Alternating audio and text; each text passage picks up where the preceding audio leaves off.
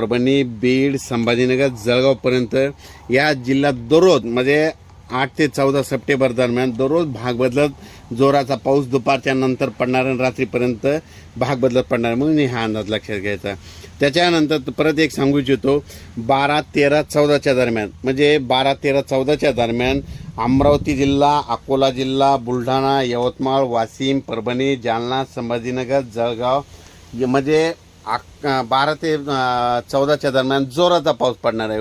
म्हणजे ह्या जिल्ह्यामध्ये म्हणजे अमरावतीपासून परत एकदा सांगतो 12 ते 14च्या दरम्यान अमरावती, अकोला, बुलढाणा, यवतमाळ, वाशिम, परभणी, जालना, संभाजीनगर आणि जळगाव इथपर्यंत काय होणार आहे, जोराचा पाऊस पडणार आहे, भाग बदलत पडणार आहे म्हणून ह्या अंदाज लक्षात घ्यायचा।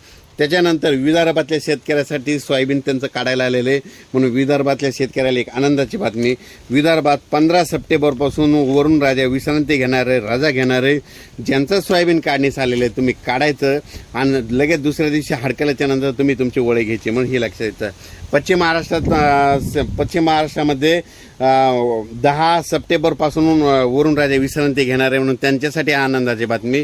ज्यांचं कोणाचं सोयाबीन असो, उडीद असेल तुमच्यासाठी म्हणजे काढायचं असलं तर 10 सप्टेंबरपासून तुमच्याकडे पाऊस विश्रांती घेणारे, रजा घ्यायला सुरुवात होणार आहे म्हणून हे लक्षात द्यायचं। मराठवाड्यामध्ये मात्र 14 सप्टेंबर नंतर वरुण राजाची विश्रांती राहणार आहे म्हणून मराठवाड्यातल्या 5-7 जिल्ह्यातल्या लोकांनी ही गोष्ट लक्षात घ्यायची।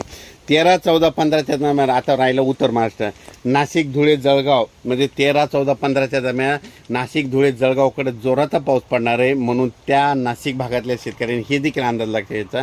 15च्या नंतर तुमच्या तिकडे देखील वरुण राजा विश्रांती घेणार आहे म्हणून हे अंदाज लक्षात घ्यायचा। सांगायचं झालं तर सर्व शेतकऱ्यांना सांगू इच्छितो राज्यात पाऊस फक्त आता हे म्हणजे आज 7, 8 आणि 9 म्हणजे ह्या 3 दिवसात भाग बदलत पडणार आहे म्हणजे हे अंदाज लक्षात घ्यायचा।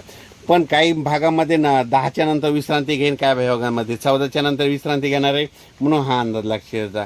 अचानक वातावरणात बदल झाला तर लगेच एक मेसेज दिला जाईल।